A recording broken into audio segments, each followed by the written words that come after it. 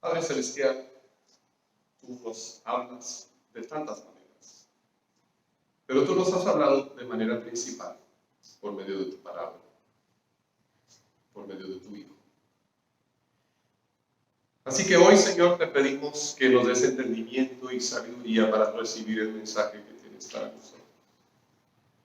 Que uses, Señor, mis labios para proclamar tu verdad y que tu Espíritu Santo lo aplique a cada corazón. Y esto te lo pido, Señor, en el nombre de Cristo Jesús. Amén. La familia joven enfrentaba una situación crítica. Debido a la situación política de su país, no podían vivir en seguridad. Aunque el padre de familia tenía una profesión decente, sin embargo, no podía ejercer su profesión debido al peligro que existía. Había un bebé en la familia y los padres anhelaban una vida mejor para él, una vida de seguridad, de bienestar. De hecho, dudaban que siquiera sobreviviera si se quedaban en el lugar donde estaban. Por fin tomaron una decisión difícil. Decidieron huir a un país vecino donde podrían vivir en paz. En ese lugar ya había muchos de sus compatriotas, quienes seguramente les ayudarían a ubicarse. Salieron de su casa y viajaron lejos, cruzando un río y un desierto, hasta llegar a un lugar mejor. Lo que les acabo de contar es la historia de muchas familias, pero también es la historia de la familia de Jesús. Porque el único viaje fuera de su tierra que la Biblia nos relata no fue un viaje de vacaciones, sino que fue cuando su familia tuvo que huir y refugiarse en otro lugar. Vamos a leer esta historia muy breve en Mateo capítulo 2, versículos 13 al 15. Cuando ya se habían ido, un ángel del Señor se le apareció en sueños a José y le dijo: levántate, toma al niño y a su madre y huye a Egipto. Quédate ahí hasta que yo te avise, porque Herodes va a buscar al niño para matarlo. Así que se levantó cuando todavía era de noche, tomó al niño y a su madre y partió para Egipto, donde permaneció hasta la muerte de Herodes. De este modo se cumplió lo que el Señor había dicho por medio del profeta: de Egipto llamé a mi hijo. Los sabios, los que muchas veces llamamos los magos, que habían venido del oriente, acababan de salir de regreso a su tierra, cuando José recibió otra visita de un ángel. Un ángel ya lo había visitado una vez, en un sueño, cuando le dijo que se casara con María, aunque estaba embarazada. Ahora, el ángel le dijo que tenía que huir, porque el rey Herodes iba a buscar al bebé para matarlo. En ese tiempo había alrededor de 1 millón de judíos que vivían en Egipto. Entonces era lógico huir hasta allí porque les quedaba relativamente cerca, quizás a unos 300 kilómetros de distancia. Y el rey Herodes no tenía ninguna autoridad en Egipto. Cruzarían ríos y un desierto para llegar, pero también había un camino transitado que los llevaría hasta ahí. Esta experiencia de Jesús, siendo un bebé todavía, lo conecta con muchas familias en este mundo que han sufrido lo mismo. Pero el Espíritu Santo le reveló a Mateo, el escritor de este evangelio, que la huida a Egipto tenía otro significado también. Hoy vamos a considerar esa frase profética: de Egipto llamé a mi hijo. para encontrar tres diferentes aplicaciones de esta verdad.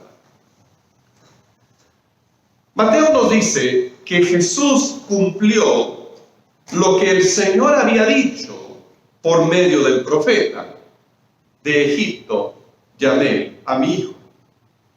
Ahora, el profeta que menciona es el profeta Oseas. Oseas 11:1 contiene esa frase exacta: de Egipto llamé a mi hijo.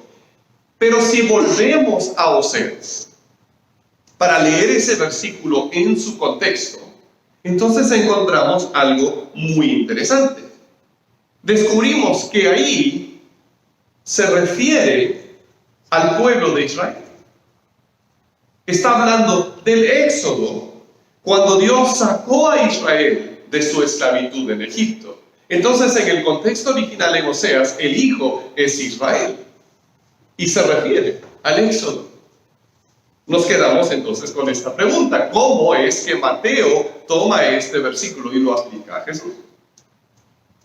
¿Será que simplemente vio un parecido y arrancó este versículo de su contexto sin prestar atención a lo que realmente significaba? No creo que haya sido así. Para entenderlo, vamos a ir paso a paso. Vamos a ver tres aplicaciones de esta frase y vamos a ver cómo se conectan y se relacionan. La primera aplicación de la frase, como hemos dicho, es a Israel. De hecho, Dios llamó al pueblo de Israel su hijo cuando lo sacó de su esclavitud en Egipto. En Éxodo 4:22 al 23, Dios le dice a Moisés: entonces tú le dirás de mi parte al faraón: Israel es mi primogénito. Ya te he dicho que dejes ir a mi hijo para que me rinda culto, pero tú no has querido dejarlo ir. Por lo tanto, voy a quitarle la vida a tu primogénito. Por su propia voluntad, simplemente porque Dios así lo quiso, Él adoptó al pueblo de Israel como su hijo. De hecho, antes de que siquiera existiera este pueblo, Él ya le había prometido a Abraham que iba a ser el padre de una gran nación. Dios mismo lo había levantado para ser su pueblo, para adorarlo a Él solamente, a distinción de todas las otras naciones que tenían dioses diferentes. Pero el faraón, el rey de Egipto, los había secuestrado. Había secuestrado, había esclavizado al pueblo de Dios. Lastimosamente estamos viendo muchos casos de familias con hijos secuestrados. Y vemos que las familias hacen hasta lo imposible para conseguir el regreso de su hijo. Dios también estuvo dispuesto a hacer lo que fuera necesario para que su hijo secuestrado quedara en libertad. Y Él actuó poderosamente para rescatar a su hijo. Demostró su gran poder por medio de las 10 plagas que cayeron sobre Egipto, y la última plaga fue la muerte del primer hijo de cada familia. Y como vimos en la lectura que acabamos de hacer, Dios conecta esa plaga con lo que el faraón había hecho. Dios dice: tú has esclavizado a mi hijo, por lo tanto yo te voy a quitar a tu hijo. Y por medio de ese despliegue de su poder, Dios consigue la liberación de su pueblo. Ahora, cuando Dios saca a su pueblo de la esclavitud en Egipto, suceden tres cosas. Recuérdalas, porque vamos a verlas después. Dios se revela como libertador. Saca a su pueblo de la esclavitud, primera cosa.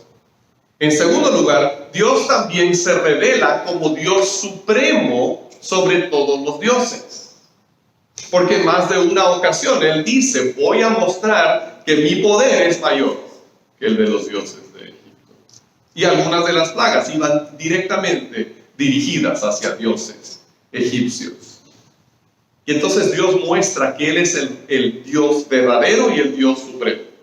Y en tercer lugar, Dios entra en un pacto con su pueblo. Porque después de sacarlos de su esclavitud, el primer lugar a donde van es al monte Sinaí para establecer su acuerdo, su pacto.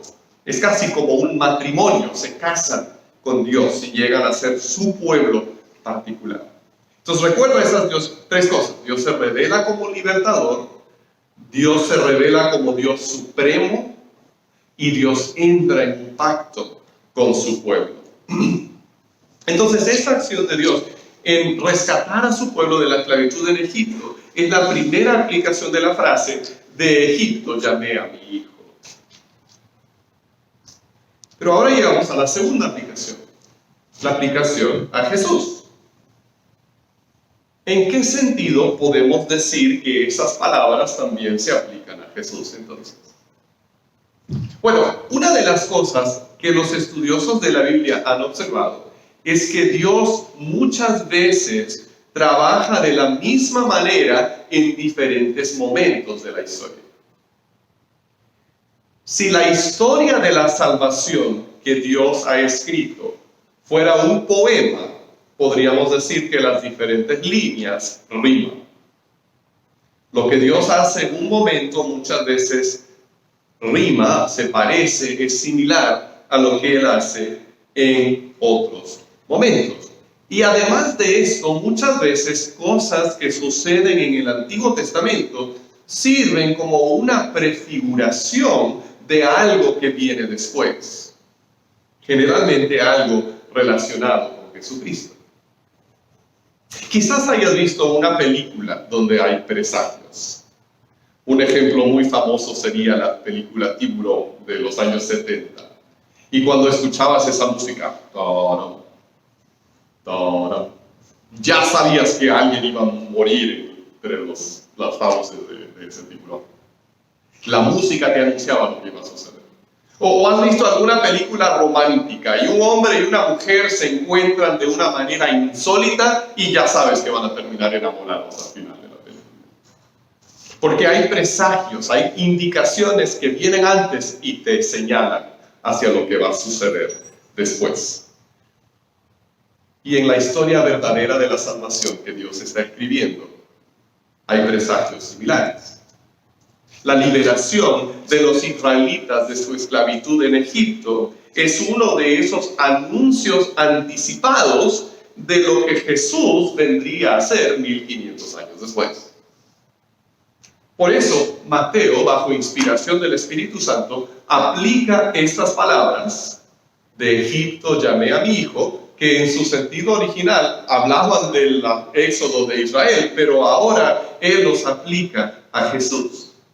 Porque aunque originalmente se referían a Israel, Mateo entiende que Jesús ahora es el Hijo perfecto de Dios que había venido para dar la obediencia y cumplir el propósito que Israel no había podido cumplir.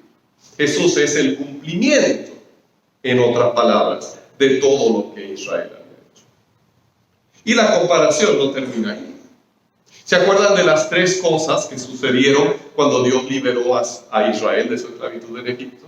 Dios se demostró libertador, Dios se mostró superior a todos los otros dioses y Dios entró en un pacto con su pueblo.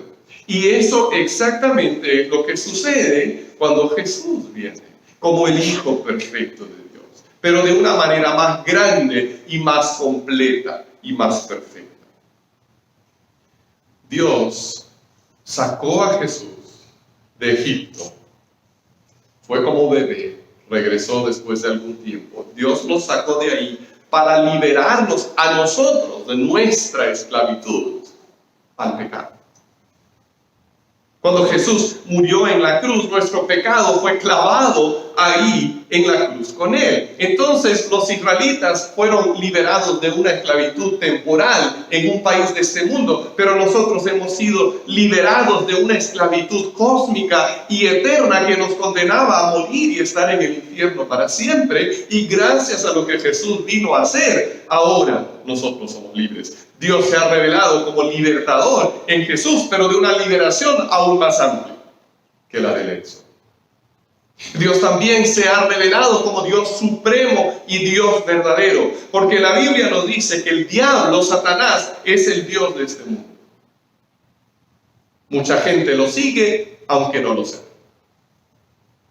Pero en la cruz, Jesús, en su humillación, en su debilidad, en su entrega por amor, derrotó toda la astucia y crueldad de Satanás. Y se demostró el verdadero Dios y el verdadero Rey. Y es más, Jesús estableció un nuevo pacto con un pueblo más grande. Porque de hecho lo que acabamos de celebrar, la cena del Señor, en esa última cena que Jesús tuvo con sus discípulos, Él tomó la copa, no fue de plástico, tomó la copa y dijo: esta copa es el nuevo pacto en mi sangre. Por medio de Moisés, Dios había establecido un pacto con el pueblo de Israel que les daba ciertos beneficios. Pero ahora nosotros hemos entrado por fe a un pacto mucho más grande y mejor, porque nos da más beneficios. No solamente es para esta vida, sino es para toda la eternidad. Y no solamente es para un pueblo del mundo, sino es para todos los pueblos del mundo. Cualquier persona, sin importar de qué pueblo, de qué continente, de qué nación sea, puede ser parte de este pueblo. Es un pueblo mucho más amplio. Por eso es un pacto mejor, más grande, con un pueblo más grande. ¿Se dan cuenta de cómo riman estas dos cosas en la Biblia? La liberación de Egipto, de los israelitas, prefigura y anuncia con anticipación la mayor liberación que viene por medio de Jesús. Pero eso nos lleva a la tercera aplicación de la frase: de Egipto llamé a mi hijo. Porque si tú y yo hemos llegado a ser hijos de Dios por la fe en Jesucristo, Él también nos está llamando a nosotros a salir de Egipto. Si tú y yo hemos llegado a ser hijos de Dios por medio de la fe en Jesucristo, Él también nos está llamando a nosotros a salir de Egipto. También estamos incluidos en esa frase. Dios a nosotros nos ha liberado de nuestra esclavitud al pecado en la cruz. Ahí Jesús venció a nuestros enemigos espirituales, estableció un nuevo pacto al que entramos por la fe, sellado por el bautismo. Y así como los israelitas salieron físicamente de Egipto, Dios nos ha llamado a nosotros a salir espiritualmente de Egipto. Es decir, a dejar atrás la vida del mundo, a dejar atrás las cosas en las que antes nos deleitábamos, pero que no le agradan a Dios, para vivir como Él quiere. Cuando los israelitas salieron de Egipto, se presentó un problema. Porque aunque ellos salieron de Egipto, Egipto no salió de ellos. Aunque físicamente ya no estaban en Egipto, en su corazón guardaban los recuerdos. Se olvidaron de todo lo malo que había sucedido en Egipto. Y cuando las cosas les iban mal en el desierto, decían: ¡ay, cómo extrañamos esas cosas que comíamos! Observen lo que dice Hebreos 3, 16 al 19 acerca de esto. Dice: ahora bien, ¿quiénes fueron los que oyeron y se rebelaron? ¿No fueron acaso todos los que salieron de Egipto guiados por Moisés? ¿Y con quiénes se enojó Dios durante 40 años? ¿No fue acaso con los que pecaron, los cuales cayeron muertos en el desierto?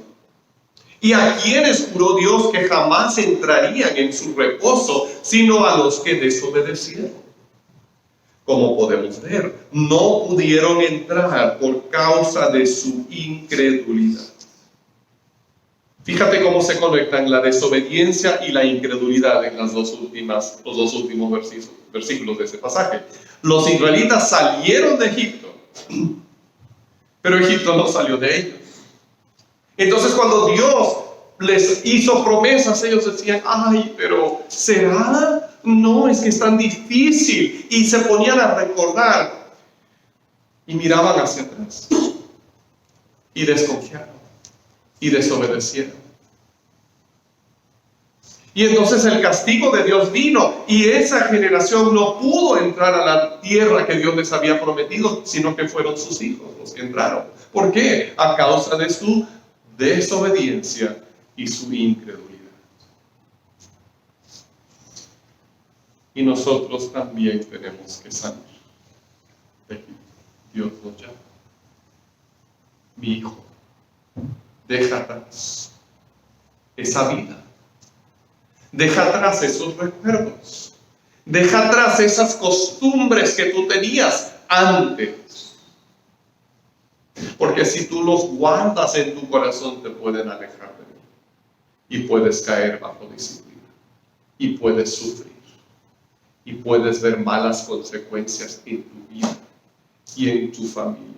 Y lastimosamente vivimos en un mundo que nos da muchas comodidades y muchas bendiciones, pero también muchas tentaciones y muchas oportunidades para caer. Entonces, muy fácilmente empezamos a jugar otra vez con las cosas del mundo. El que quizás era mujeriego antes de convertirse, dice, bueno, solo miro fotos de mujeres en mi celular. Pero te das cuenta, su corazón ya quiere regresar a Egipto. La mujer que antes era muy chismosa dice, no, es que yo solamente estoy compartiendo peticiones de oración. Pero su corazón está regresando a Egipto. Y Dios nos está llamando a salir.